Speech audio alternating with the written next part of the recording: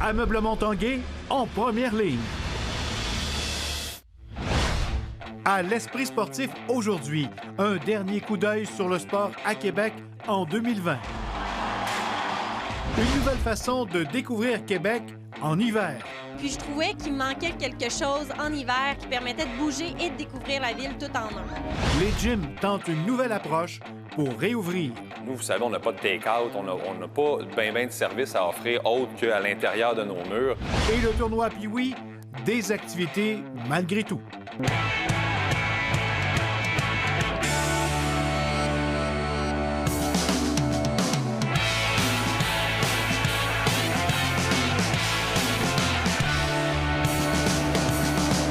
À tous, bienvenue à l'Esprit sportif. Heureux de vous retrouver en ce début de nouvelle année. Et pour bien amorcer cette nouvelle année, pourquoi pas regarder pour une dernière fois tout ce qui s'est passé dans le monde du sport dans la région de Québec en 2020. Nos planchistes ont fréquenté les podiums en 2020. Laurie Blouin en argent aux X Games. Même couleur de médaille pour Elliott Grondin, une première en Coupe du Monde. Le tournoi Pee-Wee accueille la deuxième plus grosse foule de son histoire. Kerry Fraser, Alain Côté, Chris Nyland, Owen Nolan sont acclamés. Mais c'est l'attendu retour à Québec d'Éric Lindros qui marque l'imaginaire. Le meilleur partisan de la NFL au Canada est Thomas Tessier-Villeneuve. Le corps des Colts, Jacoby Brissett, débarque à son travail pour lui remettre des billets du Super Bowl. C'est la retraite pour deux bâtisseurs. Pascal Clément quitte le Rouge et Or Volleyball après 28 saisons. Jack Hérisset, lui, tire sa révérence après 45 ans d'implication dans le monde du tennis. En mars, Patrick Roy a tout juste le temps de devenir le 10e entraîneur à remporter 400 victoires avant que la pandémie frappe. Fin de saison abrupte dans la LHJMQ et les sports scolaires. Celles des capitales et des équipes rouges et or n'auront pas lieu. Les activités reprennent avec succès dans le baseball junior.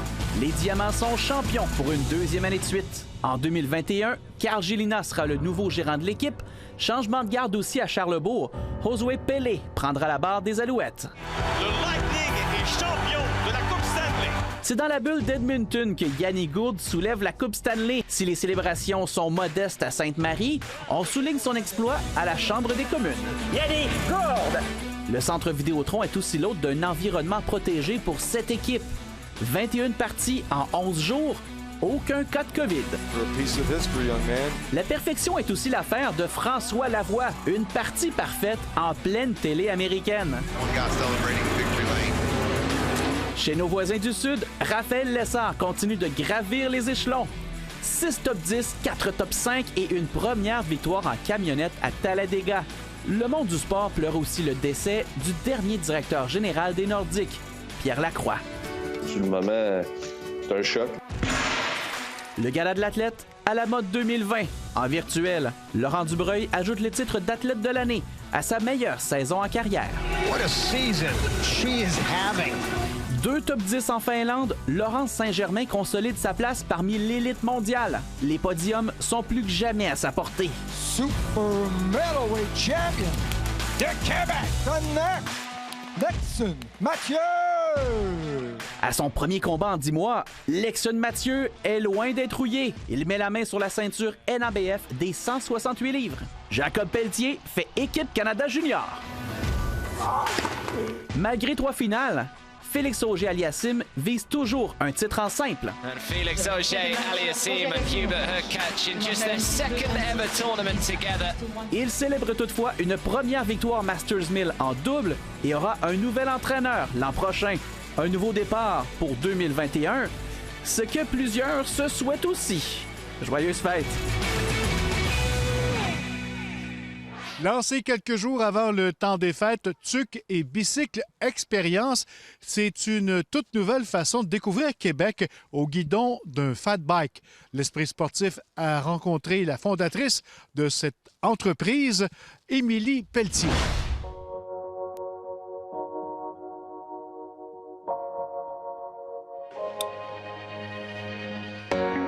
Première chose, c'est les freins. Savez-vous comment freiner? Émilie Pelletier, bienvenue à l'Esprit sportif. Merci, enchantée. C'est parti de où, cette idée-là? En fait, c'est parti de mon emploi chez Cyclo-Service dans le Vieux-Québec. On a la location de vélo, des visites guidées. Puis je trouvais qu'il me manquait quelque chose en hiver qui permettait de bouger et de découvrir la ville tout en un. C'est une activité d'environ 2 heures que je guide à travers la base ville du Vieux-Québec. Puis ensuite, on se rend ici au Grand Marché de Québec. J'inclus la location du vélo, le casque, une boisson chaude ici à la brûlerie Rousseau au Grand Marché. En 508, quand on a des champagne... Tu parlais du trajet. Évidemment, le Vieux-Québec fait partie du décor parce que là aussi, tu as quelques informations à donner. On apprend des choses. Oui, exactement. C'est sûr que s'il fait moins 15, je vais moins arrêter parce qu'on ne veut pas trop arrêter souvent quand il fait froid. Par contre, si j'ai la chance, j'arrête pour donner des petites anecdotes sur l'hiver québécois pour qu'on apprivoise l'hiver, pas juste en bougeant, mais aussi par le côté culturel. Vraiment une belle expérience. On connaît la ville, mais de pouvoir le vivre comme ça en vélo, en fat bike on appelle, donc c'est vraiment une belle expérience. Il y a 1 an, là, quand l'idée est venue, je pensais lancer ça pour les touristes.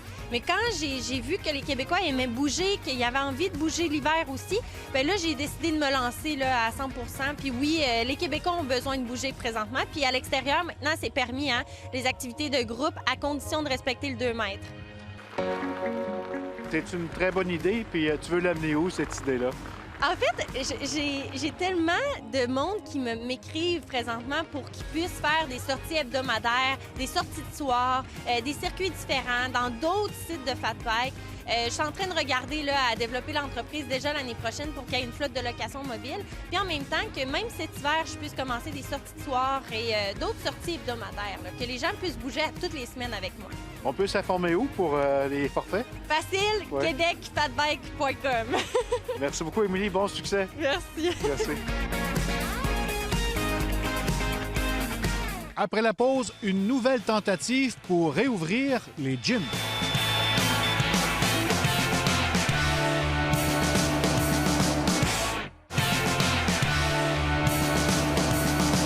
Comme on le sait tous, les gyms en arrachent depuis le début de la pandémie et certains propriétaires de gyms tentent une nouvelle approche présentement afin de convaincre le gouvernement de les réouvrir. Le mois de janvier rime normalement avec une période achalandée dans les gyms de la province. Ce n'est toutefois pas le cas cette année en raison de la pandémie. Plusieurs propriétaires de gym en arrachent depuis les derniers mois. C'est le cas du Gym Le Chalet à Québec. Vous savez, on n'a pas de take-out, on n'a pas ben de services à offrir autre qu'à l'intérieur de nos murs. Le Conseil canadien de l'industrie du conditionnement physique a proposé cet automne 10 alternatives pour relancer les gyms. On suggère notamment la reprise de l'entraînement privé en centre de conditionnement physique, un crédit d'impôt pour l'achat de matériel d'entraînement et services d'entraînement privé et un fonds d'aide de 50 000 $ au centre de conditionnement physique. Gabriel Hardy attend toujours la réponse du gouvernement québécois. On a déjà proposé un programme de reprise de l'activité physique avec un professionnel. Donc, c'est des structures très, très strictes. Chaque professionnel va avoir son masque, ses lunettes, une distance de 2 mètres, désinfection des équipements avant et après utilisation. Le client est dans sa section de 2 mètres par 2 mètres pendant tout le temps de son entraînement, donc il n'y a pas de circulation. Santé Canada recommande au moins 150 minutes d'activité physique par semaine. Pourtant, ce sont 65 % des Québécois qui ne l'ont pas fait cette année, une réalité qui désole plusieurs propriétaires de gym.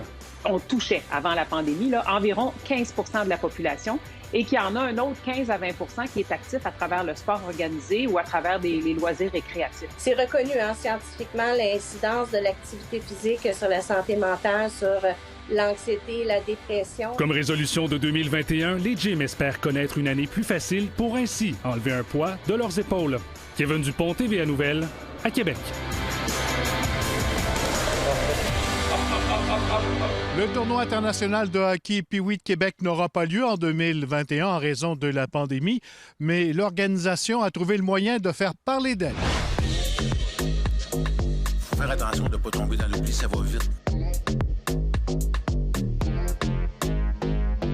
Patrick Dom, bienvenue à l'Esprit sportif. Merci, Gab. Merci de nous accueillir au Centre Vidéotron. C'est une grande première depuis plusieurs mois. C'était important de travailler sur l'événement dans ce temps difficile-là. C'était notre but. Hein? On l'avait dit que personne d'autre, tous les employés travaillent en tant que tel, tant au projet qu'on vient d'annoncer aujourd'hui, tant que sur des nouvelles façons de procéder. Entre autres, on ajoute une catégorie au tournoi Pee-Wee. C'est une belle nouvelle pour les gens, ça. Il s'était demandé, puis la Ville aussi voulait qu'on reparte aussi la machine économique là, en 2022. Fait qu'on s'est dit que le timing était absolument excellent. Donc, on rajoute 24 équipes. Donc, on passe de 120 à 144 équipes en 2022. Et ces 24 nouvelles équipes-là seront du Pee-Wee A récréatif. 12 vont provenir de l'extérieur de la province, même d'Europe. Et les 12 autres proviendront là, de l'Amérique du Nord du Québec. Vous allez même faire tirer une place au tournoi Pee-Wee. Ouais. Ça, c'est une première aussi. C'est le fun. On fait tirer une place au tournoi Pee-Wee pour un club qui n'aura pas eu la chance, que ce soit de se qualifier dans sa région ou peu importe. À ce moment-là, avec un de nos partenaires, encore une fois, là, un partenaire privé qui a décidé d'embarquer avec nous dans cette histoire-là. Puis ce club-là va être vraiment chanceux et gâté, je vous le confirme. Là. Également, on fait une place pour l'hiver prochain, au 2008. Qui ne peuvent participer au tournoi cette année. Hein. C'est sûr que, bon, le 20-21 février, avec Pascal Dupuis et Max Talbot, qui ont accepté de venir donner des cliniques de hockey à 8 équipes de la région de Québec, la région de la capitale nationale, je tiens à le mentionner. Avec la santé publique, on a eu des discussions là-dessus, puis c'est bien parfait. Donc, ils vont venir passer une fin de semaine à Québec à donner des cliniques sur une patinoire qu'on va construire dehors sur la plage en Béliveau. Donc, on va donner un peu un air extérieur, si on veut, là, à ce petit week-end-là de clin d'œil pour les 2008. Et il y a aussi, bon, l'école de hockey du Canadien. Au mois d'août? Oui, du 2 au 6 août. Donc, on a dit qu'est-ce qu'on pourrait faire aussi pour eux. Donc, on a appelé les gens du Canadien. On a mis Stéphane Verrette là-bas. On regardait est-ce qu'on est capable de faire venir le Canadien de Montréal à Québec, au pavillon de la jeunesse. Puis on dit oui, ils étaient super contents de ça. Mais c'est sûr qu'on va arriver encore avec des choses absolument incroyables. Il était prévu pour 2021. Bon, est-ce que ce sera exactement les mêmes? Peut-être pas. Mais c'est sûr qu'on ne restera pas... on a toujours été innovateur, je pense, au niveau du tournoi, des activités qu'on peut faire, des choses qu'on peut faire. Et c'est sûr qu'on va continuer de l'être. Voilà, c'était l'Esprit sportif pour aujourd'hui. On se retrouve demain à la même heure. Bye bye tout le monde.